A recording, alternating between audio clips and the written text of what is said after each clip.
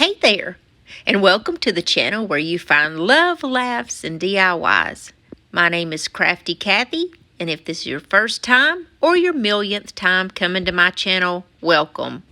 Today I have some gorgeous fall DIYs that are vintage inspired, so let's get started.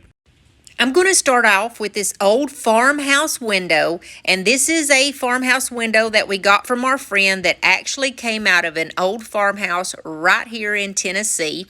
And the first thing that I had to do was clean it up real good. And you know I don't usually like to mess with the texture. I like to leave it the way it is. I normally put polyacrylic around the white part, but I thought, I'm going to paint this one. So I used my DIY paint in the color Gypsy Green, and I went all the way around the outsides of this. This color of green has become my new favorite. I absolutely love it. My friend Lori over at Milton's Daughter sent it to me and told me to try this color, and man, I am so glad she did. It's a very popular green color right now. Hey, and by the way, if you need any paints that are DIY, or if you need any type of iOd products, and she has many other products, I'm going to leave the link for Lori's store down below. She gives my subscribers 10% off all of your iOd stuff, but you know, DIY paint and most paint companies don't allow their paint to be discounted, but you can get 10% off of all your iOd, which every little bit helps. I also did the inside part of these window panes there where I'm painting right now. I'm really glad that I gave this a try because it is gorgeous. And I only did one coat on this because I wanted it to be a little bit lighter. And DIY paint does dry lighter than when you first put it on. Then I flipped my window over and I painted each of the panes with the color called beadboard. It's an off-white color, and I really like it because it's not that stark white color. So that's all I did on the back side was paint each of my panes the white. The little bit of white that I had left on my paintbrush, I just kind of went around the outside part and painted that wood, and it was a very, very light dry brushing. I'm going to try some crackle. This is a Dixie Belle crackle, and it's the first time I've tried it. It says to put your bottom paint coat on, and then you put the crackle on, and when the crackle is absolutely dry, you're going to put another top coat of whatever color you prefer. And that bottom coat is the one that actually crackles. I decided that I wanted my top coat to be that gypsy green color, because sometimes when you do your layers on these windows and you hold them up, you can see the streaks through it. And what I mean by that is like it's kind of like you can see through the white. And I don't like that. I like it to look solid and really pretty and have no light showing through. And I hope that makes sense. But the crackle turned out to be beautiful on this. I got a new iOd transfer book, and this one's called Painterly Florals. And so I'm going to try it out because it has sunflowers and my favorite flower, which I can't pronounce correctly. I call them peonies, but you guys have told me it's peony. I just don't like saying it that way. But anyways, so I cut out the couple of sunflowers and just a few of the peonies that I thought looked really good, and plus it's fall, and man, you can't get any better than a sunflower for fall. When I do these farmhouse windows, I always like there to be some kind of words on here, and this book didn't have any words or anything, so I got some of the words out of my brocante book. And then I just started laying my transfers down the way that I had placed them. And you know, you just take that white backing off, you lay it down, and it's almost like a sticker. And you use the little tool that they send with each of their little transfer books, and you rub it, and it just comes off onto your surface. And it's always beautiful and perfect. I cannot rave enough about any iOd product. Every time that I use one, I know it's a no-fail and a no-brainer that it's going to sell in my booth. And by the way, guys, when I sell these farmhouse windows in my booth, I usually sell each one for $75 at the least, and they are gone within the first few days that I put them out. After you get your transfer off, you just burnish it, and that just means that you use that film that it was attached to and rub it around, and it just kind of helps it stick better and take off some of the outer edges that would make it not look as natural. And it absolutely looks like you have painted these on here. So I just went around and put the sunflowers in the spots where I thought that they would look good. I really hope that this one sells as well as my other ones do. I'm just not personally into sunflowers that much, but I thought it made a beautiful, beautiful farmhouse window. I decided not to show myself putting down every single transfer because I probably put about a total of 15 transfers on this, and it's just repetitive. It's the exact same thing no matter what it is. You lay it down and use that little tool that they give you, and then you pull it off and you burnish it, and that's pretty much it. And this is me putting the words on. I'm just an old Southern girl from Tennessee, so I have no idea what the word says, but it looks really good on the sign, and I know it's French, and that's about as far as I can go with that. And then these are the peonies that I was putting on, and they are so beautiful, guys. I can't say enough about how pretty their transfers are. Another thing that I really like about the transfers is that you can layer them. And what I mean by that is I have a peony down there in that bottom corner that I'm working on, and you can put your sunflower kind of halfway over the top of that, and it looks like one is in the background and one is in the foreground. And I absolutely love that. It makes it look a little bit more three-dimensional. As we're getting to the end here, if you'll notice, I try to make my things a little cohesive by whatever I put on one side on the left, I try to put on the right because I just think it looks better and it seems to go that way. And then I just stuck a little wreath in the middle of this one because it needed it. And I got this wreath at the Dollar General on clearance for $2.50. I hope y'all like this one. Let me know what you think.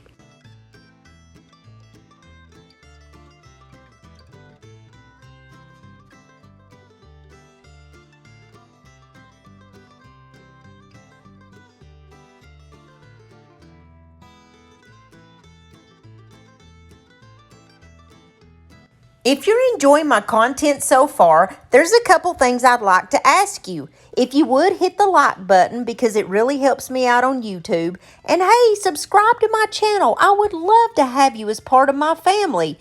And there's a little bell beside it, and if you hit it, YouTube will let you know every single time that I upload a video. Now let's get back to the DIYs. On this one, I'm going to mix up some vintage mustard by Home Decor and a little bit of the color by Dixie Belle called Muscadine Wine. I want a very muted orange color, and I got the color exactly that I wanted. I got this little decorative wood box at Southeastern Salvage for just $7, and it was already this peachy color, and so I went over it with 2 coats of that color that I just mixed up with the vintage mustard and Muscadine Wine. Then I used this color that's a copper color and it's metallic. I got it from Plaid. And it is the most beautiful coppery, pumpkin-y color. And so I just kind of did like a dry brush across this so it would have like a metallic-y highlight to it. I took my iOd stamps and I have this one that has the apples on it. This came from a fall set that's called Harvest Gathering. And I absolutely love this. All you do is just put a little bit of your ink on there and then you lay it down and you hold it still with one hand and press it with the other so that it makes a perfect one every time. I put the apples on both of the sides of this. These stamps also have different sizes of pumpkins, and I used the smaller one and put that on there too.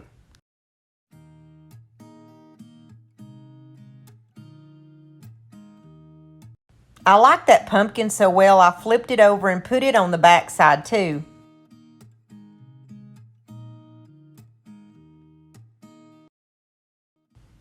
stamp set had all kinds of fall stuff. It had little acorns, leaves. It even had those little spinny things that come out of the trees, and we call them helicopters.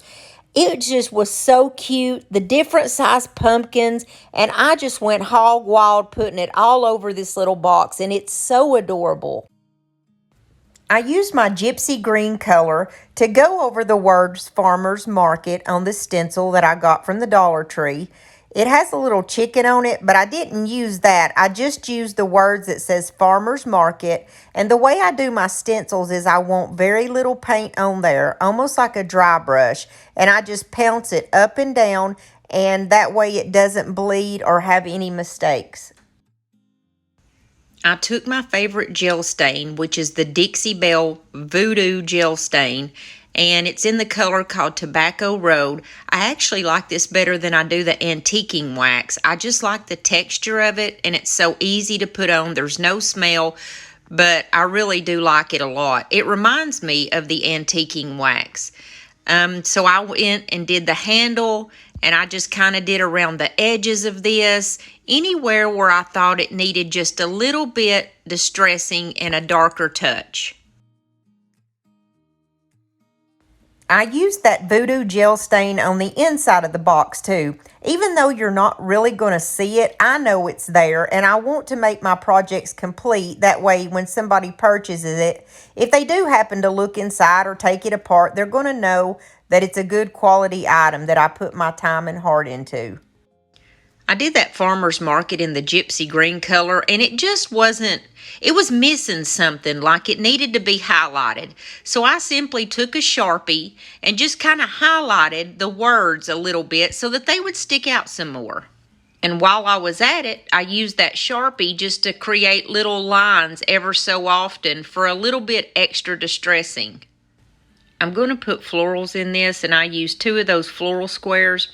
And the way that I know exactly how much I needed was I just lay it down beside the other, mark it with the scissors so I know where to cut, and it fit right in there like a glove.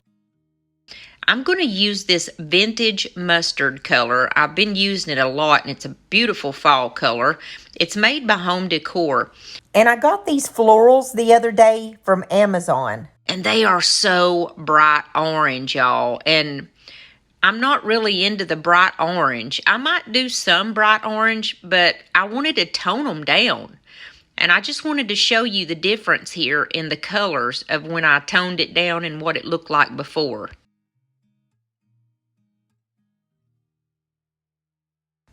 So I just painted up everything that was that bright orange color, and I made sure to cut all my stems.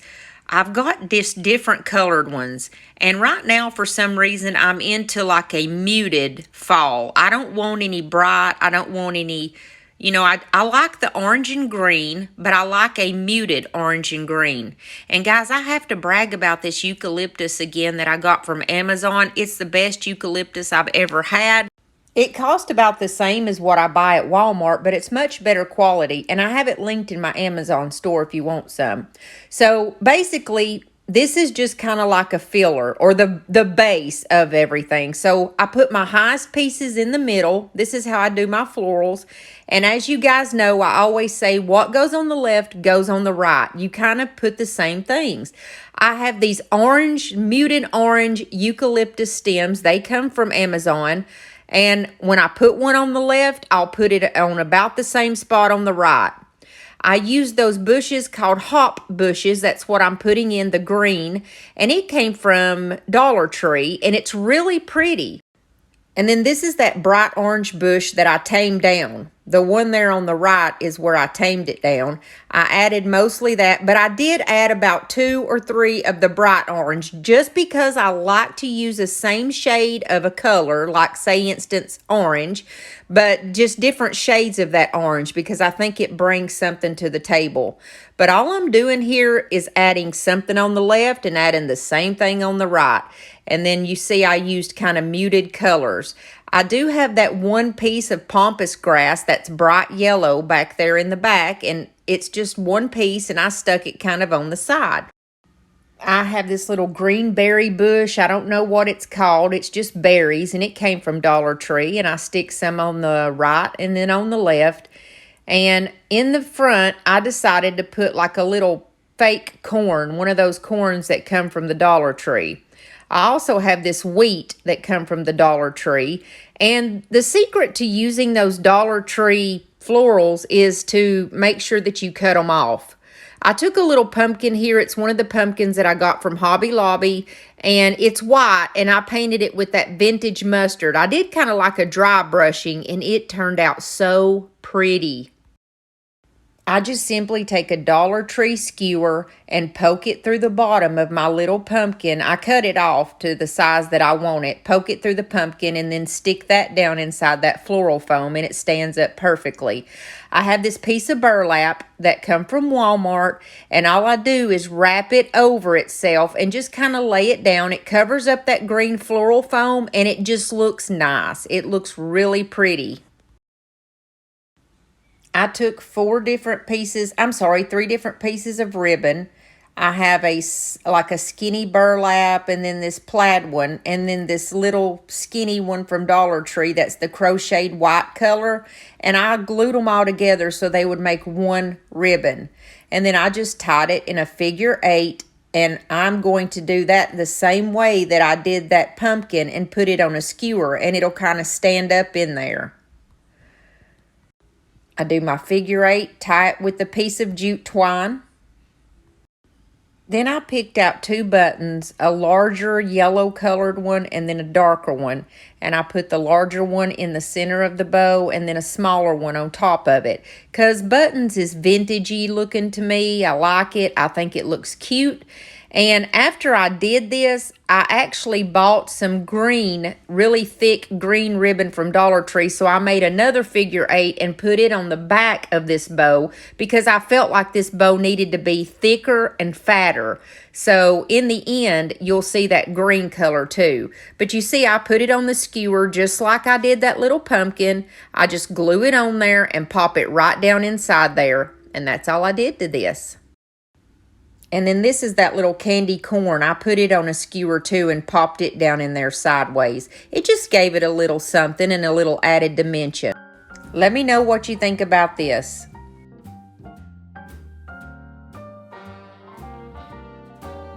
A little different than all the rest.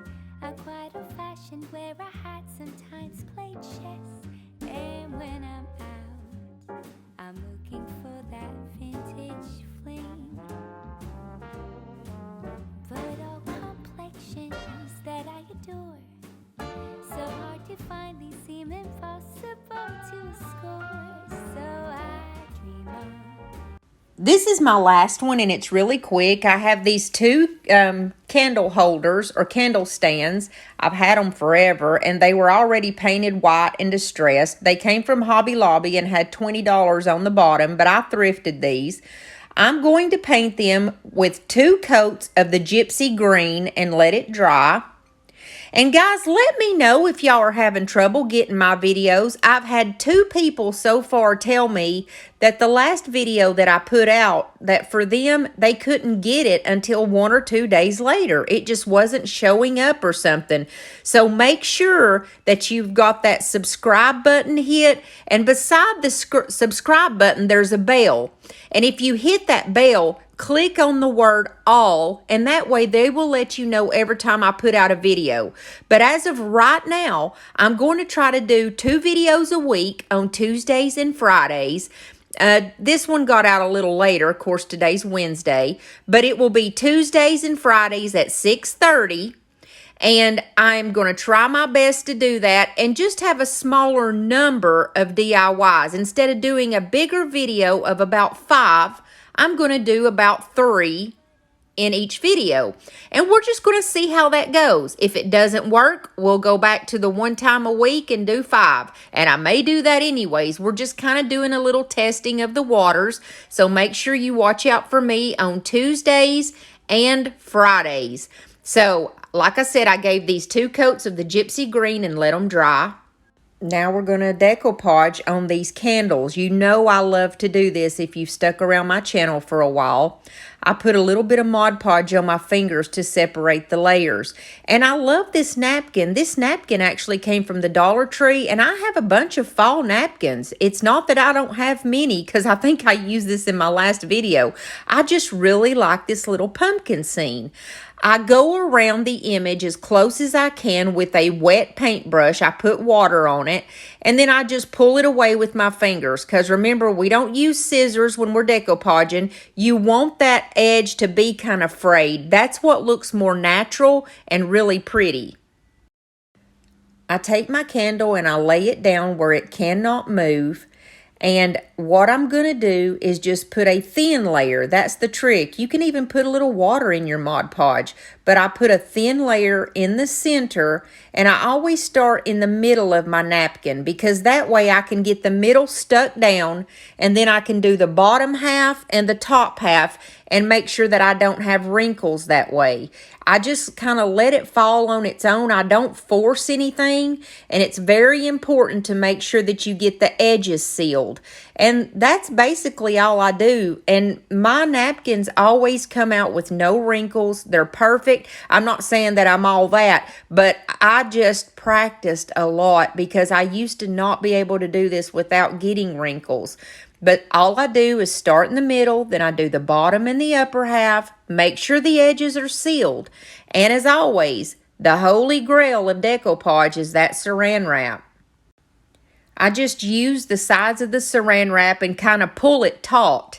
And that way it pulls that napkin back onto that candle, and it takes every wrinkle out. And you can also use your fingers, like I always say, I use my fingers like a mini iron, because the heat from your finger and rubbing it across the top of that saran wrap just takes those wrinkles right out, and they're perfect every time.